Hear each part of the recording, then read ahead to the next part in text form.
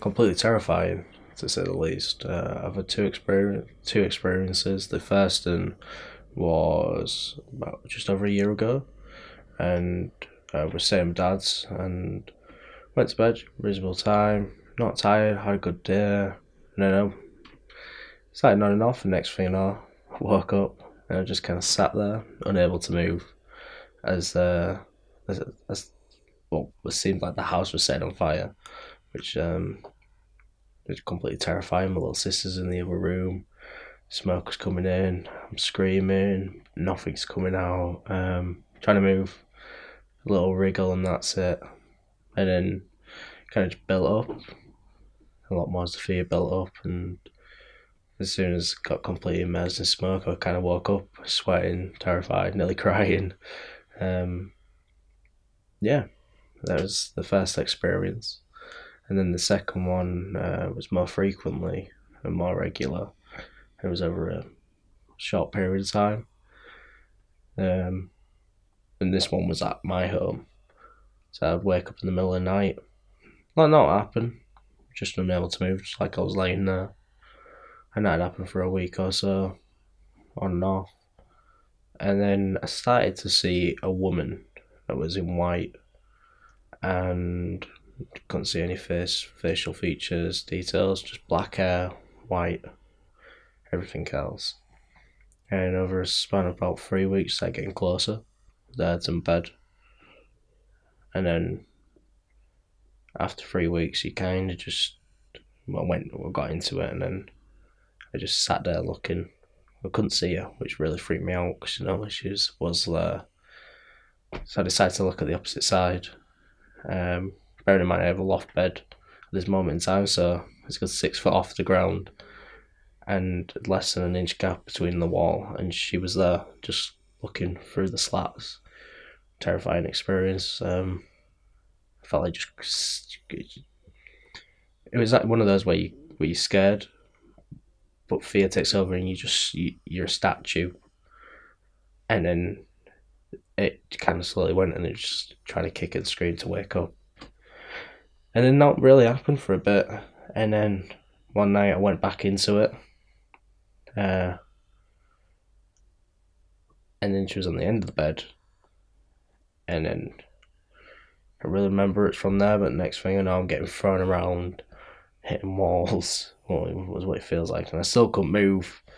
And then after that whole ordeal of getting thrown around, I woke up on the floor. This is a good 6 foot drop. I wake up on the floor, bruising, and scariest thing wasn't those visible bruises under the skin. So slightest pressure would absolutely kill. But then there was just not a sign of it. But yeah, that was the last time I had it, but one of the most scariest times, and the fact that I dragged over a period of time was just completely terrifying. I mean, I'm interested in stuff like this, and I wouldn't ever like to be in that situation again. Not on mine. I wouldn't even wish on my worst enemy. It was that type of terrifying.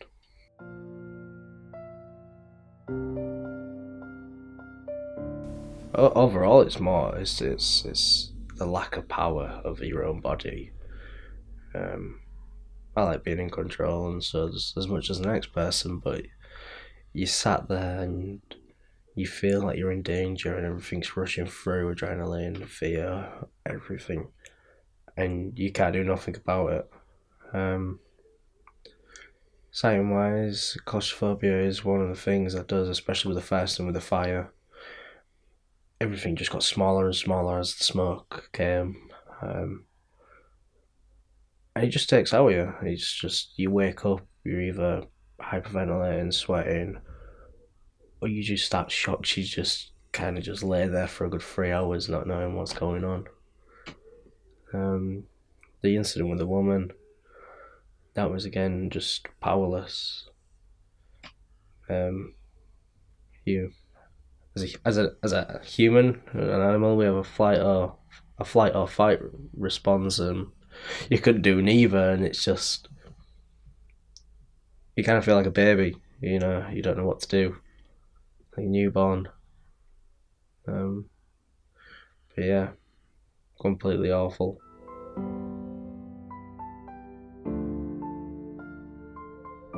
I think stress might be to do with the ordeals. I mean, at the point in the house fire one, we got some news a couple of months before that Dad's house nearly did go up in flames, which terrified me.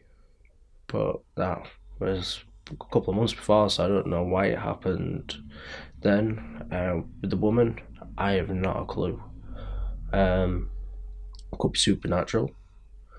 It could be a high deal of stress. Lost a few family members in that time period. But it's just one of those you can never really pinpoint. You kind of just gotta get past and move forward with it. It gets to the point after a while you tend to feel yourself slipping into it, and you can try and stop yourself getting into sleep paralysis. I mean, I've done it once where I prevented it, and I literally just kind of dragged myself out of bed before I fell asleep. It's kind of a different feeling of sleep. And sat in the bathroom for a good 2 hours, cold, trying to wake myself up, and then went to bed even more tired, so I didn't have the chance to sleep. I just went straight into deep sleep. That's the only chance I've avoided. That's the only time and the only chance you get to avoiding it. It's probably about 99% inevitable. If it's gonna happen, it's gonna happen. But there's signs you can feel it happen. The signs you can feel it's gonna happen. So you can take precautions, but it's just one of those. The best thing to do if you feel like you are slipping into that is to keep yourself awake. But there's a lot of sleepless nights with that.